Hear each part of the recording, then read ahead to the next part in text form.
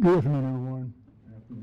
1 minute after, I think, or just about 1 minute. I'm really glad again to be able to testify again to the things we've learned in this school. And we gave a lecture Friday night, and we talked about this some on Wednesday night this past week. But it always seemed that things read and things said sometimes become confusing when trying to put it together in your mind. So some questions were asked after class went Friday night classes, and it's also Wednesday night. And there was some other requests made to me that night too, but they're not here to hear the answer, so I can't deal with that right now. But when reading the Bible, it's good to know what's in the Bible. But you have to come to where somebody's going to explain what the Bible is really saying and how to put it together. And no one can do that but Yahweh himself.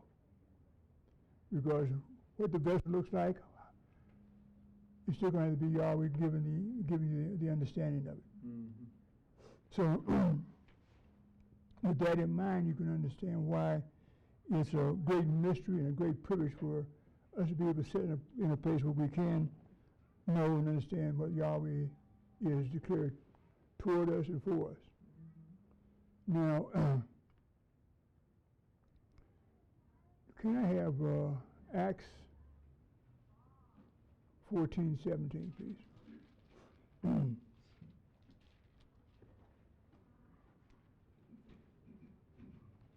Acts 14 and 17. Nevertheless, he left not himself without we'll go above the verse because you won't get the thought. I got to get a verse 2 above that. I should have thought about that.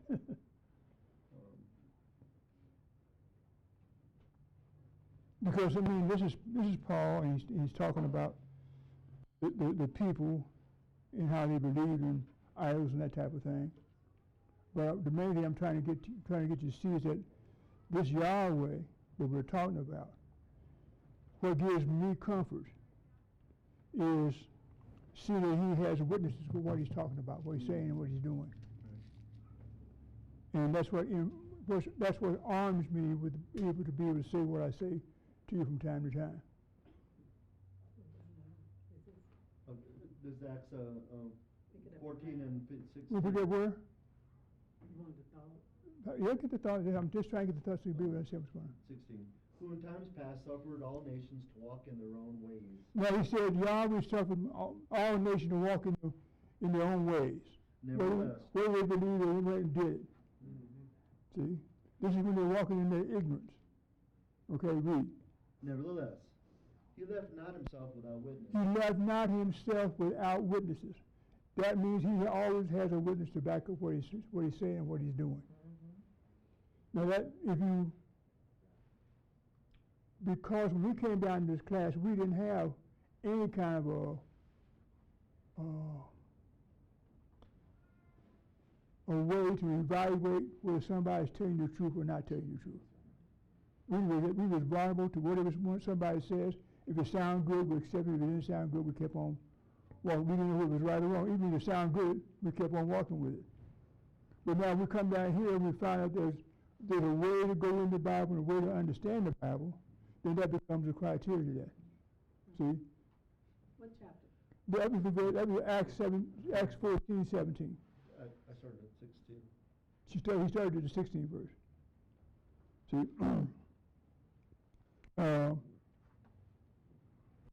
What I'm saying to you is that this Yahweh, because he requires witnesses, then you should request witnesses to verify or to accept something being said. See? Now, we find out this Yahweh gave Israel, first he gave them a law.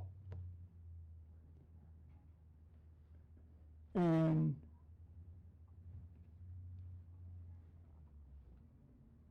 I'll say this. When they come out of the land of Egypt, they had been in bondage for close to 400 years to the world and the things that was taught in the world. But specifically down here in Egypt. And they had learned the ways of the Egyptians, which means the gods that they worshiped. They had learned all that down there. So when Yahweh delivered them out of the land of Egypt and brought them through the wide waters of the Red Sea and into the wilderness, see, they didn't know anything. They had no knowledge of Yahweh at all. So when he brings them to this mount, well, before he brought them to the mount, after about a month's journeying into the wilderness, they begin to complain about wanting bread, something to eat. And then Yahweh said he would rain down manna, but you had to gather it for 6 days. And on the 6th day, gather enough for one more day, because you only have the 7 days going to be a Sabbath, a day of rest.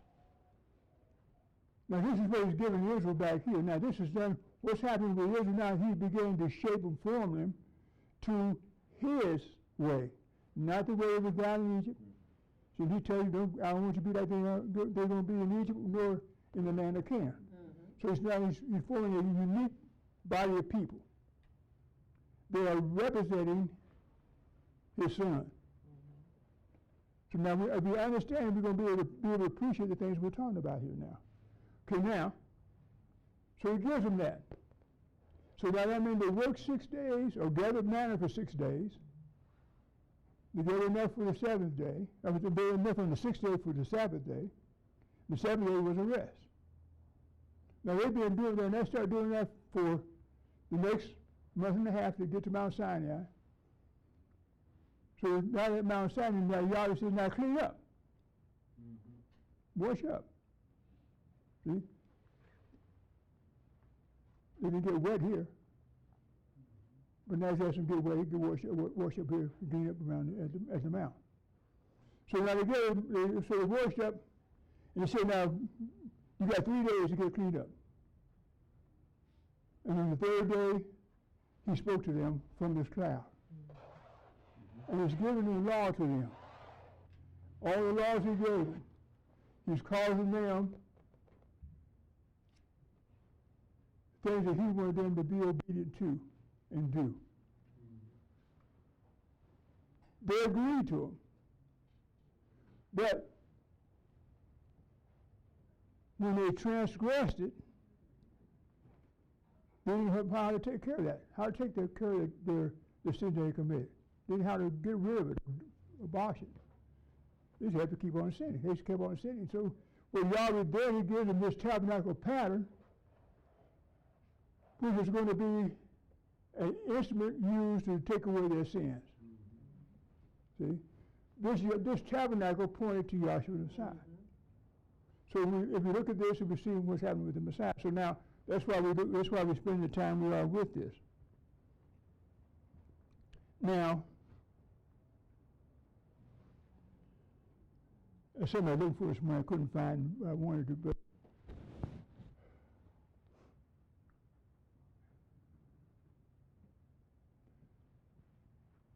in this tabernacle pattern.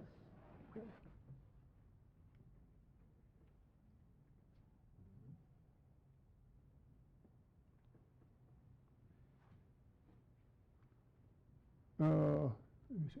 Get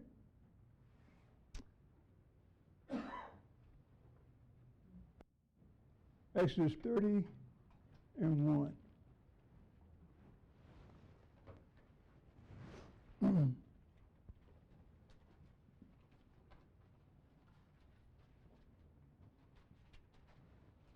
Exodus 30 and 1. Mm-hmm. And thou shalt make an altar to burn incense upon. Thou shalt make an altar to burn incense upon.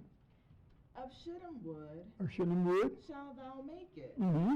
A cubit shall be its length, Mm-hmm. and a cubit its breadth. Mm-hmm.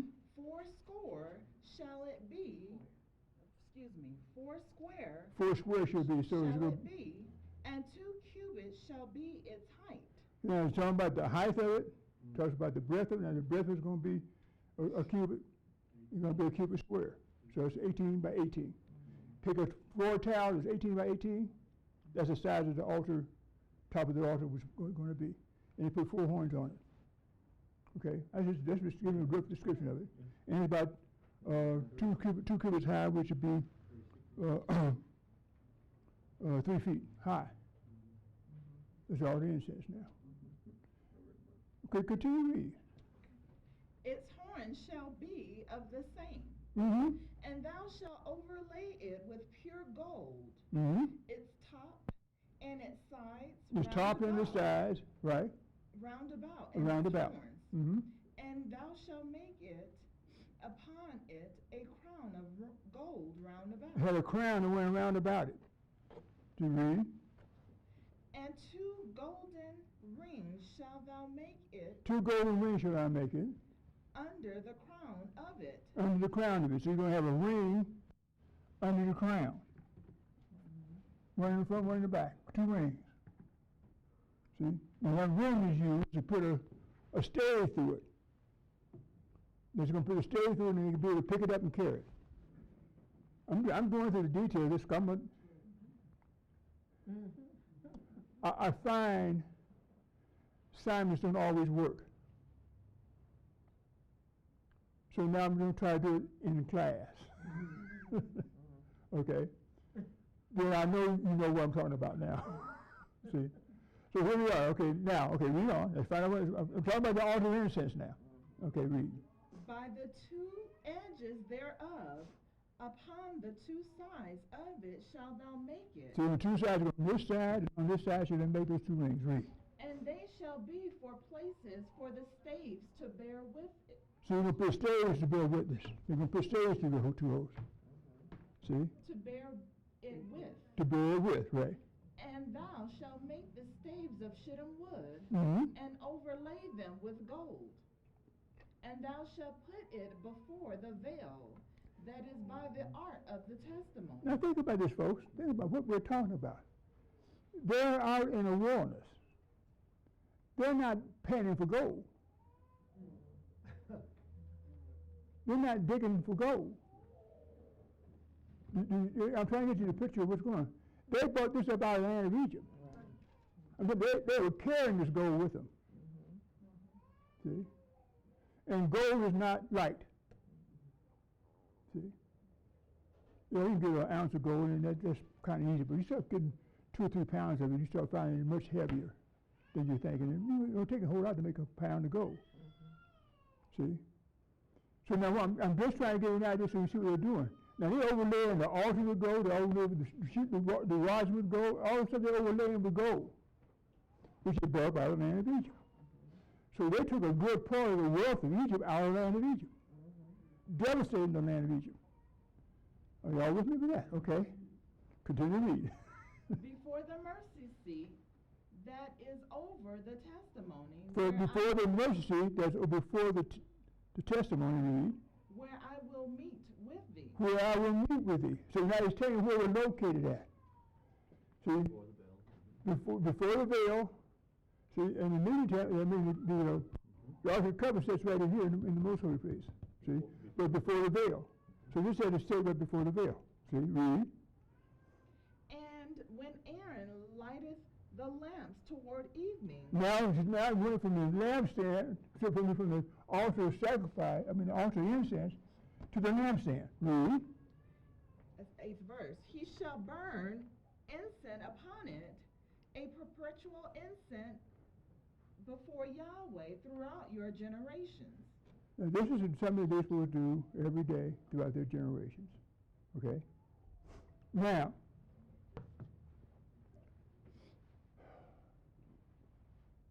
read that verse one more time, because I'm going to make sure everybody understands what that's saying. I'm going to go back to the 7th verse. I missed the 7th verse. And Aaron shall burn thereon sweet incense every morning. Now he's going to burn sweet incense on the altar of incense every morning. Read. When he dresseth the lamps. Now he says the time he's going to do it is when he dresses the lamps. So the time he goes in there for the morning sacrifice, he's going to do this dressing every morning. Right. So when he dresses the lamps, and we say, well, what do you mean by dressing the lamps? Does he go and put some clothes on it? See? No, good. Trim it with oil. It's been burning all night long, So you got to snuff it out. And then prepare for the evening sacrifice, put oil in it for the evening sacrifice. That's dressing the lamp. Get it ready. Then he goes and burns incense on the where each of the table should burn in each. Then he burns incense before Yahweh, and that had to be done at 9 o'clock in the morning. Okay. Read on just a bit more. He shall burn incense upon it. And when Aaron lighteth the lamps toward evening, Now, when he goes in and light the lamps toward evening, now. he shall burn incense upon it. A perpetual incense before Yahweh throughout your generations. Throughout your generations. Now, from what Charles Center said this morning, what we're saying. See? What we're saying. Charles brought up they would offer the lamb in the morning and in the evening. Okay? Now we're talking about burning incense on the altar of incense in the morning and the evening. We're talking about lighting the lampstand in the evening and snuffing out in the morning. Now you begin to see an order or a service being done in the tabernacle. See? Everybody with me? Any questions about what I said so far? Okay. Now, there's no mean you're not going to have questions again, but still, you don't have a question this far. That's good. So now I brought that up. Okay, now, did you finish that up, or is there more about that? 9th verse. Ye shall offer no strange incense thereon. Now, as we caution them, no more offer up any strange incense on the altar. Read. Nor burn sacrifice. No burn sacrifice. Nor meal offering. No meal offering. Neither shall ye pour drink offering thereon. No, that's the first thing.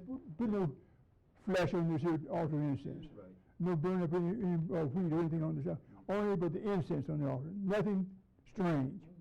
Okay? Read on. 10th verse. And Aaron shall make an atonement upon the horns of it once in a year. Now, this altar of incense had horns on it. See? If you go back in the 27th chapter of Exodus, you'll find that this altar of sin sacrifice, it had horns on it. Horns. See? Okay. Yeah. With the blood of the sin offering. With the of blood atonement, of the sin offering of the atonement. once in the year shall he make atonement upon it throughout your generation. Once a year. So now this is over in the Exodus 30. the 30th chapter of Exodus. Right. This is being given to Moses up here in the mount. What they're going to do down here in this tabernacle. And none of this has happened yet. This is what's being told to be done. Okay? So when Moses comes down, he's got to instruct. First he got to build the thing, build the tabernacle. Then he got to instruct the priest how to function in the tabernacle.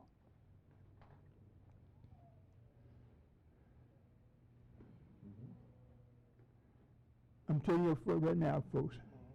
I'm struggling with trying to speak clearly and plainly, and I'm trying to do it, but I have to slow it down to try to pronounce my words so everybody can understand what I'm saying.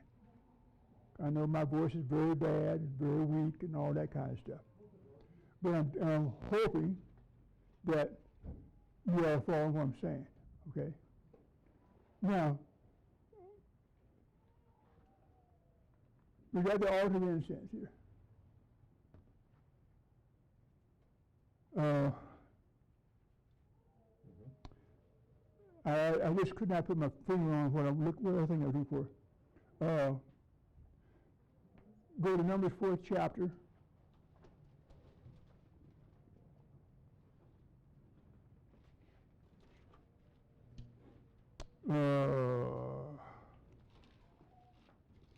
Take the first verse. I don't remember. Just take the first Numbers verse. 4 and 1. And Yahweh spoke unto Moses and Aaron, saying, Take the sum of the sons of Kohath. Take the sons of Kohath. The sum of the sons of Kohath. The sums of the total children of Kohath. See, read. From among the sons of Levi. From among the sons of Levi. After their families. After their family. By the house of their fathers. Okay. Does everybody understand what that means?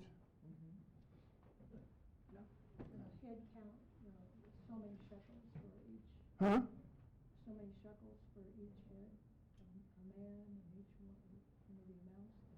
No. For the priests, right? Verse 1. Verse 1 of the first chapter of Numbers. Just getting ready for the priesthood. The book of Numbers is dealing with numbers. Israel, people, things they bought, things they did, whatever it deals with numbers. To better to understand, it's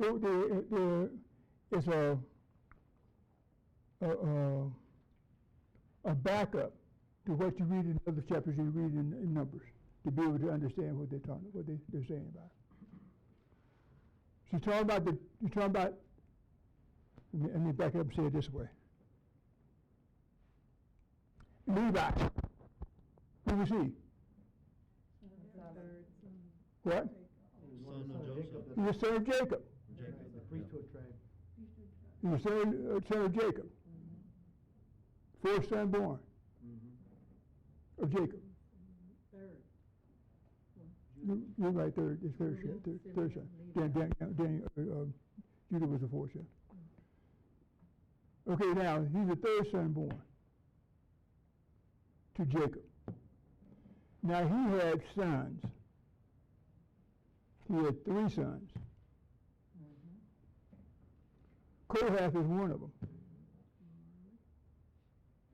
Okay?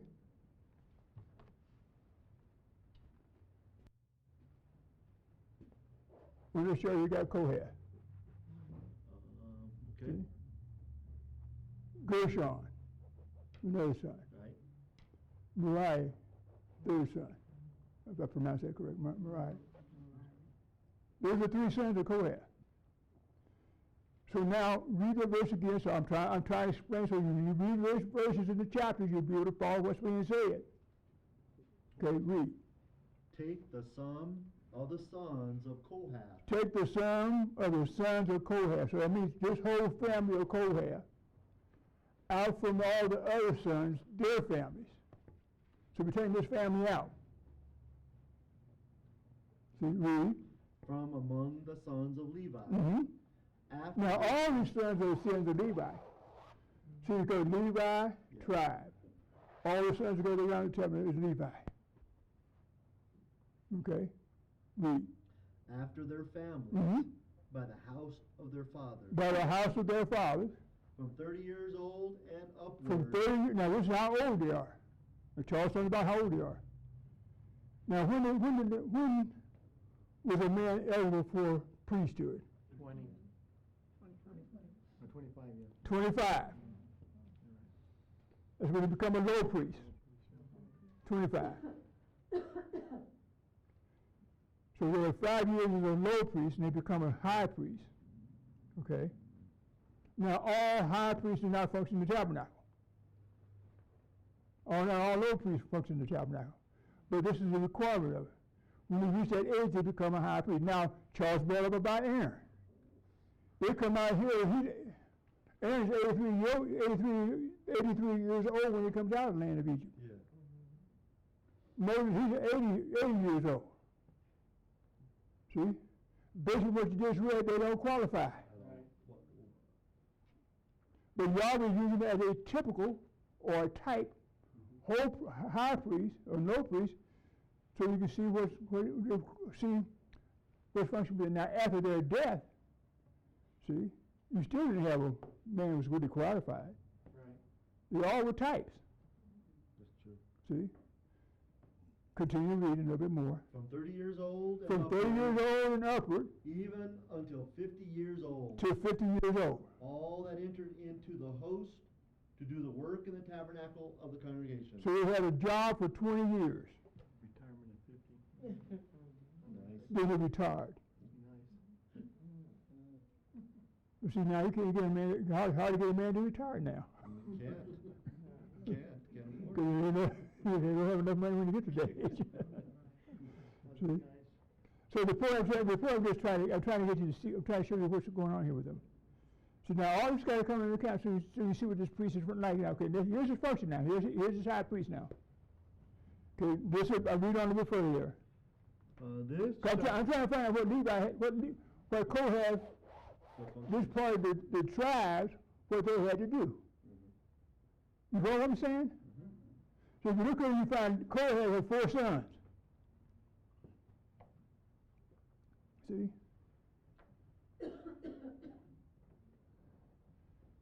But now they had a responsibility with the tabernacle. Okay? Read a little bit more. This shall be the service of the sons of Kohath. This is going to be the service of the sons of Kohath. This is what they're doing. This is what their job is going to be.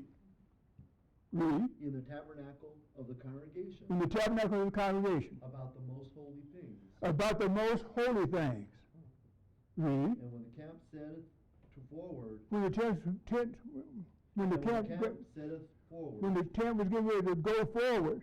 Aaron shall come. Then they shall come. Aaron shall come and his sons. For Aaron and his sons. Now what we got now? They're Levites too. Right.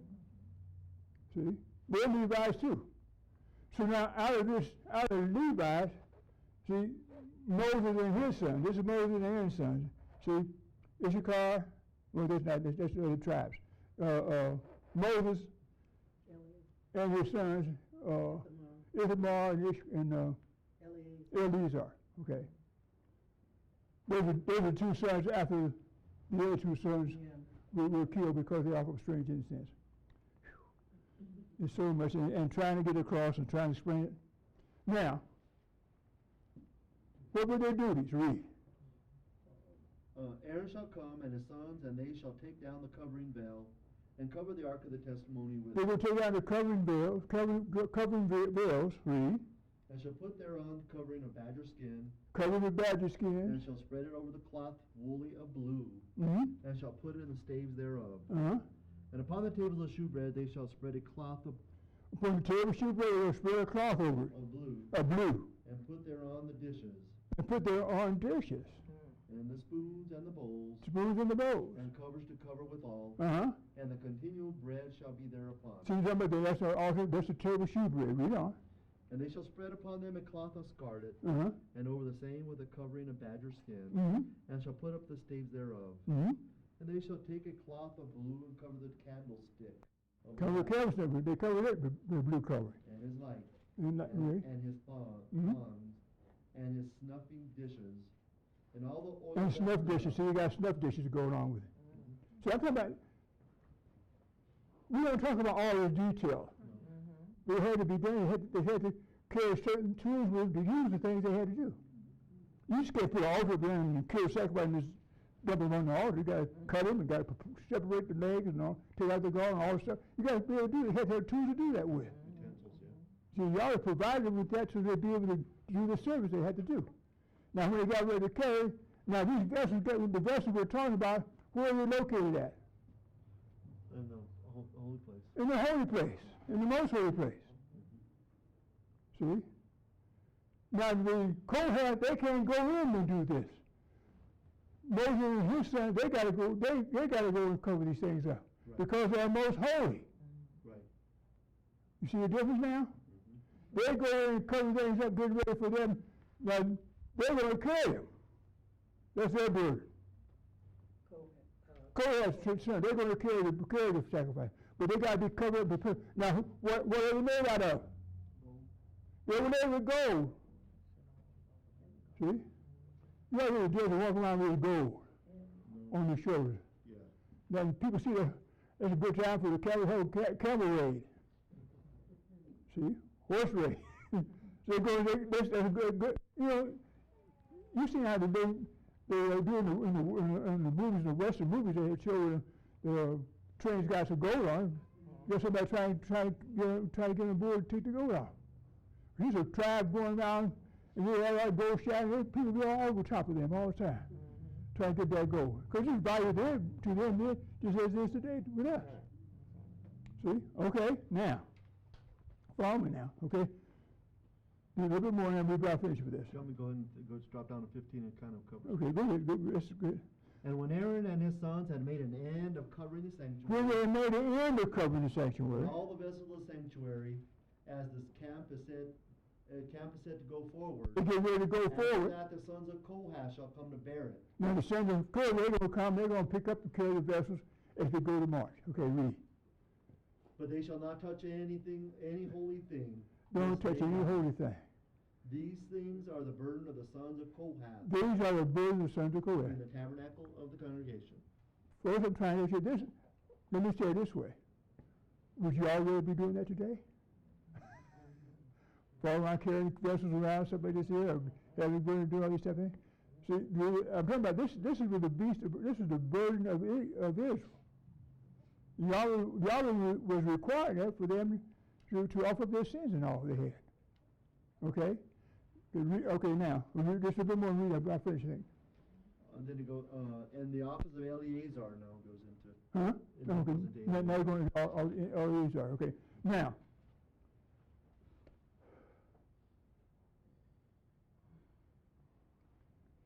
What else I wanted to see was on this Day of Atonement, okay? We're going to be talking about the Day of Atonement. And I'm going to ask class participation. Okay? The daily administration for the morning has been done Right. or completed. Now we're going to start preparing for the Day of Atonement. This is done on October the 10th, the 7th month and 10th day of the month. Now, the high priest has got to atone for himself. Now we go back to the 16th chapter of Leviticus, and we'll try to go back to that. We're going to spotlight through that now. People reading this whole chapter come up and they're telling me that they don't see the three trips. Does not say trip 1, does not say trip 2, does not say trip 3, it doesn't say it that way. See? What's the day called? Day of Atonement. Day of Atonement. So these are atonements that are being made. So how many atonements are being made that day? 3. This is a summation of the whole thing. If there's 3 atonements being made, what's required for one is required for all 3 of them. Right. Period. Do you understand that now? Even though it doesn't read for each one of them, it is for 3. See? Start with the, I guess you have to start with the 4th verse, because that's when we're going to find what he had to do. And look, folks, The 3rd verse. Moses, none of the children didn't know anything about this tabernacle till he come down from the mount. Nobody saw it. He was the only one up there. He was the only one invited. True. And the one other person knew anything about it. Joshua, son of Nun. That was Joshua. He's the one that showed him. See? So now Joshua's down, and this is what he's telling the scribes to write and all this stuff, so he knows what he understood or not understood, what he understood or didn't understand, what was being said. Okay, what was shown to him. Read. But this is chapter 3. Leviticus 16:3. Uh-huh. Thus shall Aaron come into the holy place with a young bullock for a sin offering Uh-huh. and a ram for a burnt offering. Mm-hmm. Now, when you read that, you would think he's going to take a bullock into the holy place. Right. I mean, just read it. That's what it says that. Right. See? We'll read on. We've got to find what's going to really have to be done. For the first, he shall put on the holy linen coat, Mhm. and shall have the linen breeches Breeches. upon his flesh, Mm-hmm. and shall be girded with a linen girdle, Mm-hmm. and with the linen mitre shall he be attired. Linen mitre. Okay, read on. These are holy garments. These are holy garments. Therefore shall he wash his flesh in water, and so put them on. Mm-hmm. And he shall take of the congregation of Israel, of the children of Israel, 2 kids of the goats 2 kids of the goats for a sin for a offering, sin offering, and 1 ram for a burnt and 1 offering. ram shall take it on the border. See? Okay, read on. And Aaron shall offer his bullock of the Now sin Aaron shall offer his bullock. Mm-hmm. Read. for, excuse me, and Aaron shall offer his bullock of the sin offering, Of the sin offering, which is for himself, which is for himself, and make an atonement for and make an himself atonement for him and for his house. and his household. So this is going to cover his whole household. That means everybody that's in his family. See, the Levites. All these here are being cleansed by him offering his bullock. Okay? Atonement for him and his household. Number 1. Let's read a little bit further. And he shall take the 2 goats. Okay, now let's take that out before we go any further. That was for himself. Okay, what did he do with that? See, we got to find what he's going to do, but now go ahead, I got to explain it ways. Let's go down through and read it first again. 7th verse. Mhm. And he shall take the 2 goats and present them before Yahweh at the door of the meeting tent of the congregation. Mm-hmm. And Aaron shall cast lots Mm-hmm. upon the 2 goats, 1 lot for Yahweh, and the other lot for the scapegoat. Mm-hmm. And Aaron shall bring the goat upon which Yahweh's lot fell, Mm-hmm. and offer him for a sin offering. Mm-hmm. But the goat on which the lot fell to be the scapegoat Mhm. shall be presented alive before Yahweh, Right, read on. to make an atonement with him, Mm-hmm. and to let him go for a scapegoat into the wilderness. Right, okay. 11th verse. And Aaron shall bring the bullock of the sin offering, which is for himself. Now he's getting ready to describe what he's got to do for himself now. I read that all down. He talked about some other offerings, but he's not doing anything. We're going back to the bullock offering for himself and his household. Read. And shall make an atonement for himself, So make an atonement. The same, talking about the same number 1 atonement. Himself. Read. and for his house, and shall kill the bullock of the sin offering, So he's going to kill the sin offering, which is for himself. which is for himself. Read. And he shall take a censer full of burning coals To take a censer full of burning coals. of fire from off the altar before Yahweh. So now when he's getting ready to go in, he's got to take the blood of the bullock that he's just killed. You got to take a censer. You got to get coals off of the altar and put in the censer. Are you with me now? Read on. And his hands full of sweet incense beaten His hands full of incense, beaten small. and bring Wait a minute. Where's the incense at? Altar of incense. On the altar of incense. See?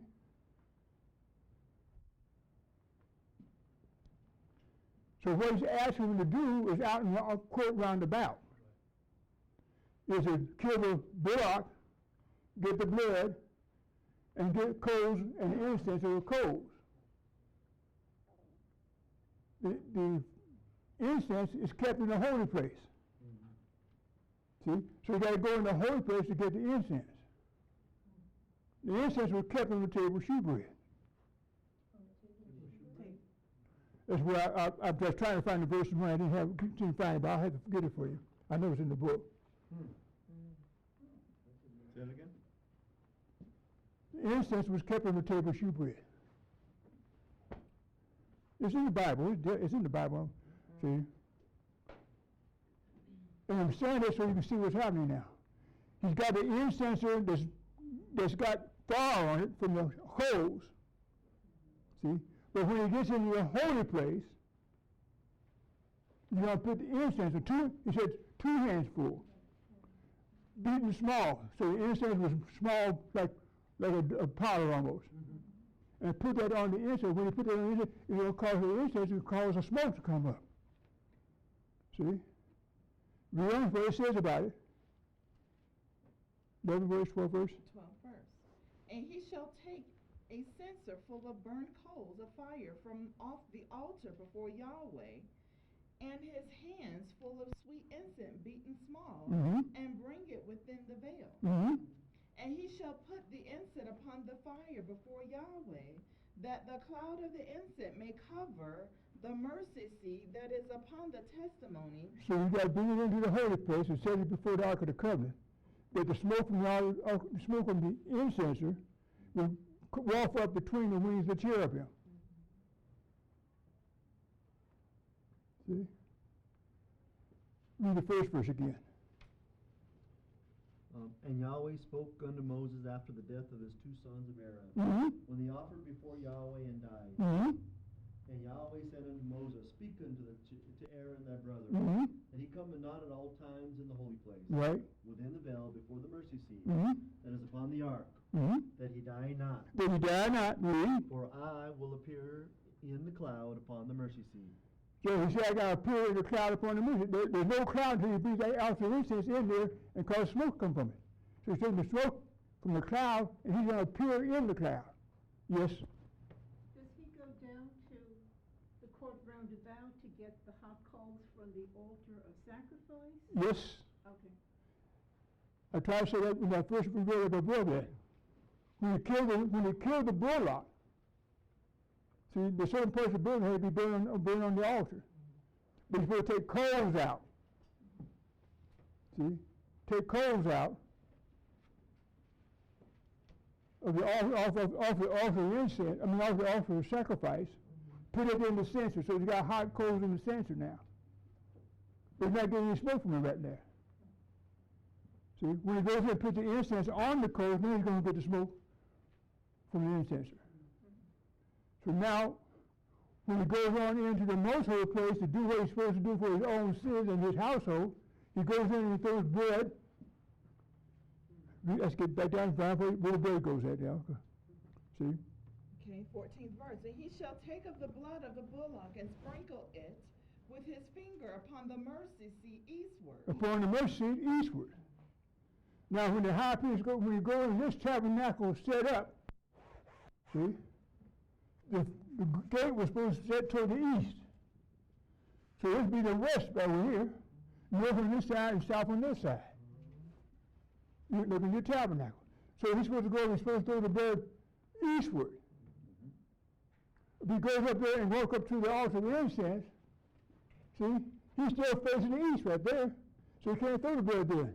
He's got to go around the other side of the altar of incense, or the Ark of the Covenant, to throw blood toward it. Right. So that's why he's got to go around the altar of incense and throw the blood toward the mercy seat.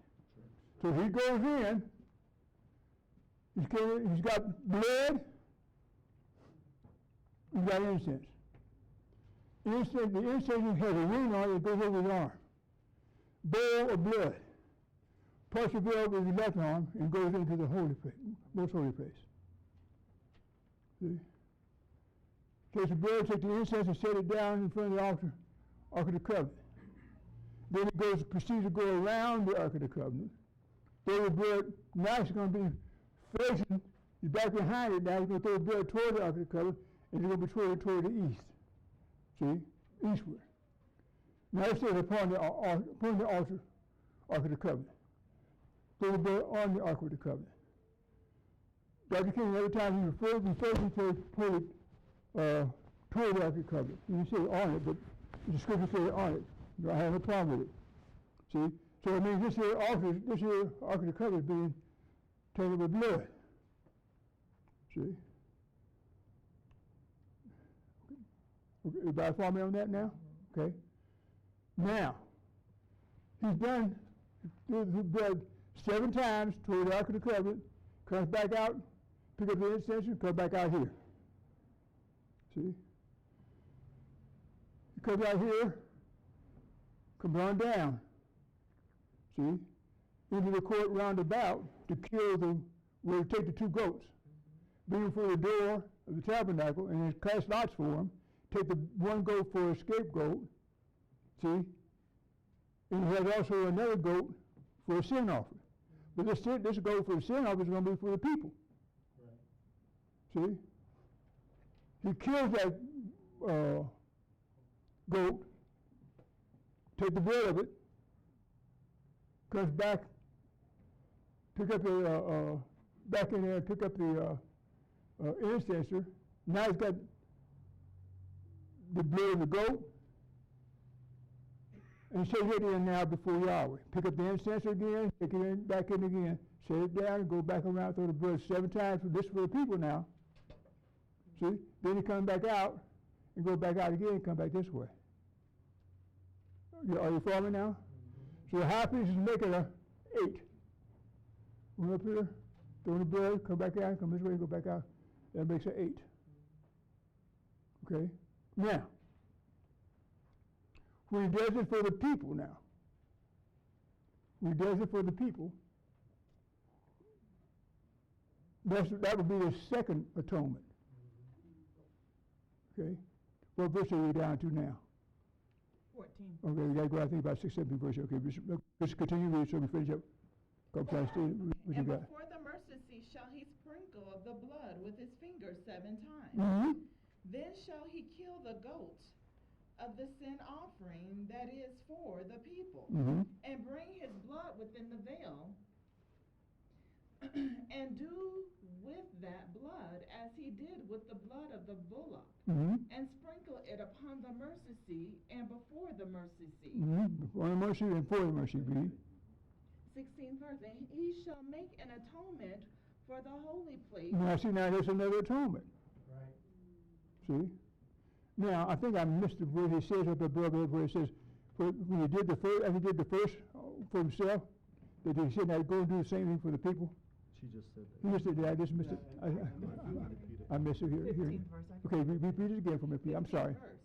Then shall he kill the goat of the sin offering that is for the people, and bring his blood within the veil, Uh-huh. and to do with that blood as he did with the blood of the bullock. That's what I wanted. See, now, so it means he's doing the same thing, but now doing with ghost blood, what he did with the bull's blood. Right. So 2 trips. That's 2 trips now. See? Now, if you talk about another atonement, you got to do the same thing. Right. That gives you 21 times you throw blood to the mercy seat. At least in my book, that's when I went to school, it's about 3 times 7 is 21. I think it hasn't changed yet. See? But read on. 16th verse. Uh-huh. And he shall make an atonement for the holy place Now he's going to make an atonement for the holy place.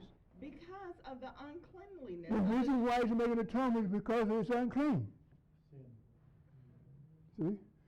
For a whole year, been offered sacrifices, been going in and offering sacrifices, atonement, and prayers for a whole year.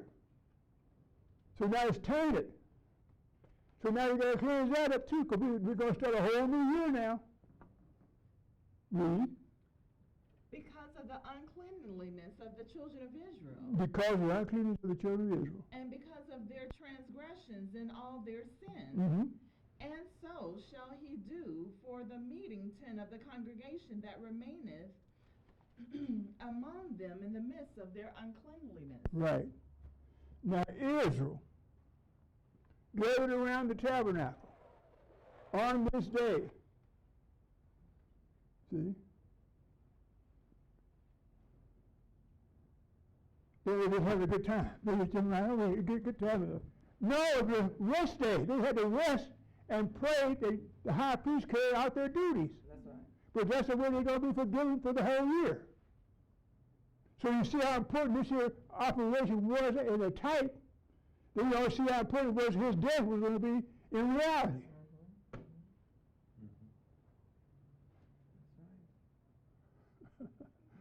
Okay, now. Does everybody see the 3 trips now?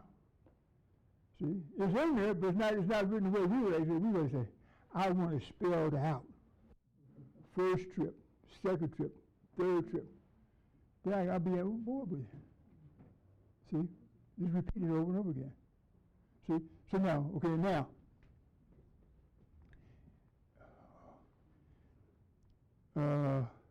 Going down to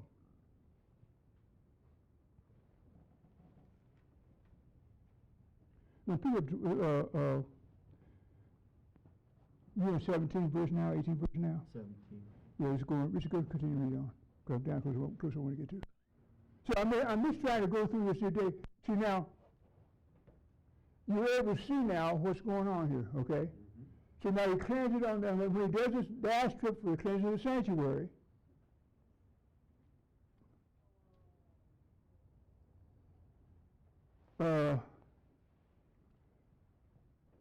the cleansing of the sanctuary is not to be confused with the cleansing of the temple. Or the cleansing of no, I should say, I worded it wrong. The cleansing of the sanctuary here, see, is different than what Yahweh revealed to Daniel in the 8th chapter of Daniel. We were talking about 2,300 days. They were turning upon the people, trying to mix two things together. 14. For the cleansing of the Daniel's 8:14. 8:14, yeah. Daniel 8:14. So this is dealing with the issue of cleansing of the tabernacle while they sojourn in the wilderness until they build the temple. See? So now what I'm saying now, you can see now when the Messiah comes in and he's, well, I want to do that now. Okay. So now we got that done, see? Then I got another thing, because we talked about it earlier. Now, go ahead and get that. Read on down further, because we're going to see, when we get through the atonement for the cleansing of the sanctuary, what does he do next? See? The sins of, now, if he's, at that time, when he does it the last time, Right. what happens? Flashing of the Shekinah. Flashing of the Shekinah. Then he knows that the sins have been, the atonement has been made, and Yahweh has accepted them. Okay? Right. He knows it. The people don't know this yet. See? Read. Did you find that? Okay. So, Well, just one question. So you're saying that the Daniel 8 and 14, the 2,300 days, has nothing to do with what we're talking about here in Leviticus right now? Okay. I just want. Okay. Okay. 17. And there shall be no man in the tabernacle of the congregation when he goeth in to make an atonement in the holy place, when he cometh out, and have made an atonement for himself, and for his household, and for all the congregation of Israel. There's all three of them there. For himself, for the congregation of Israel, For his household. and for the cleansing of the sanctuary. Well, it's for his household and the congregation of Israel. The congregation of Israel. Okay? And he shall go out unto the altar, this is 18. And he shall go out unto the altar that is before the Yahweh, Before Yahweh, and make an atonement for it. and make an atonement for it. Now he's talking about when he comes out of here on this last trip, he's going to make atonement on the altar. I'm doing this so everybody can see this. He comes out here, making the blood. So he's going to come back out and going to make an atonement on this altar. Okay. This is the altar of incense now. Okay? See? You're going to put blood on the four horns of this altar. Now that's in the descent. See? And I'm trying to show you that represents that lamb being slain from the foundation of the world in tight. Okay? Now, he comes down. See? Oh, I didn't think about The garments? the garments of beauty and glory. Yeah. But see? Because that's where he disrobes, right? Now, well, folks, let me say something. There's a lot of things that Dr. Kenny told us that you don't find written in the Bible. See? They told you what you had to put on in the daily administration, which you got illustrated on this chart in the linen clothes they got on and the bonnet they have on. The mitre. See? But on this, after the second trip, he stays in there now and he's changed his clothes, put on the garments of beauty and glory, which then it looks like this, and with the garments of beauty and glory. Right. Okay. And he goes in now to offer up on this last trip for the cleansing of the sanctuary, see, and the flesh of the Shekinah to be revealed to him, the atonement had been done correctly. Then he comes back out. See, but when he goes in there, he's going back in there knowing, or going back and giving glory to Yahweh, the last thing he puts on is that crown. Holiness unto Yahweh. The mitre, yeah, the mitre he's put on. The crown of glory. And he's going in there, giving praises to Yahweh. You got the breastplate on, which represents the 12 tribes of Israel. You got the bells and pomegranate representing the preaching of the gospel to the Gentiles. That's all being accomplished in that garment that he has on it. And the high priest is carrying all that in type, which is what Joshua did in reality. See, he had all world's sins on his shoulders, and that sins and the sins he got had on him, not only the ones before he came in the world, but also the ones after he came in the world. So it's the only one it's the only one you have to accept that Yahweh has to accept for the atonement of mankind. See? I didn't get down to the Messiah fulfilling all this, but that was on Friday night. Can I ask a question on the garments? So when actually did he put on those garments of beauty? Between the second and third trip. Between the second and third, because that third trip he had to go in there. Dress, you got to go in a dress, right. Presented in front of Yahweh in his right apparel. Right. Because he was going to be seen. Right? I'm just trying to. Yes, I'm trying to. The second and third, okay. Right, okay. When the Messiah raised from the dead, That's true. he appeared to who? Mary Magdalene. What do you tell her? Don't touch. Don't touch.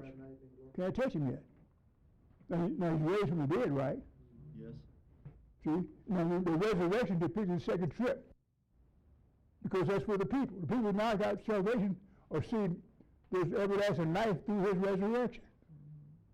But he hasn't cleansed heaven yet. You can't cleanse heaven until his sins and go into the Father when he sin 40 days later. See? But now, in type back here, in the tomb, he demonstrated by taking off his clothes. Took off the flesh. Right. Well, that was good. But the reality of what he told, all the stuff that's gone on before, when he walked around with the all this was done with the disciples following the Messiah. They see him do everything, they watched him do everything. They didn't understand what it meant. Right. See? And on the day of Pentecost, when Yahweh poured his Spirit in their hearts and minds, because he knew what they meant, but they didn't know until he put his Spirit in them. And when he put his Spirit in, we said, that's what that meant. That's why he's able to declare, that's why he's able to tell, why this man was the Savior of the world. Because now you got to understand the Bible behind it. See? Yes? I don't think Friday night or today you explain why, after the second trip that the high priest made, after he finishes that, why he can't come down to the court roundabout. Well, see, coming back out of that on the second trip, it'd be going back out into the flesh. Right. So you can't go back out. You got to go back up here, back up here now, because he's in. Right now, what's happening here is behind closed doors. Remember, already no man could be in there while he did this. See? So now you see now why David said the steps of the righteous man are ordered. The high priest and now is taking on the steps of the righteous man to demonstrate or manifest what had to be done, because he messed up.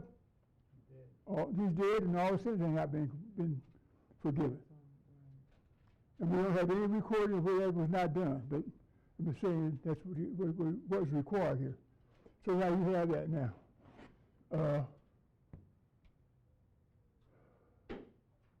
If you see that and you understand that, you see now that's the third trip, and that's where it should happen to you and me when we accept the blood of the Messiah. The horns on the altar of incense as Huh? well. You were going to say about the blood being put on the horns. I said the blood on the horns and altar of incense was representing the Messiah. Yahweh demonstrating in the tabernacle about a lamb being slain from the foundation of the world. See? Now, if you have any questions, so you write them down and give them to me, and I'll try to get to them. See, in the future lectures. See? So now, that's about. I'm over time, I know, but hope and trust you got something I ever said anyhow.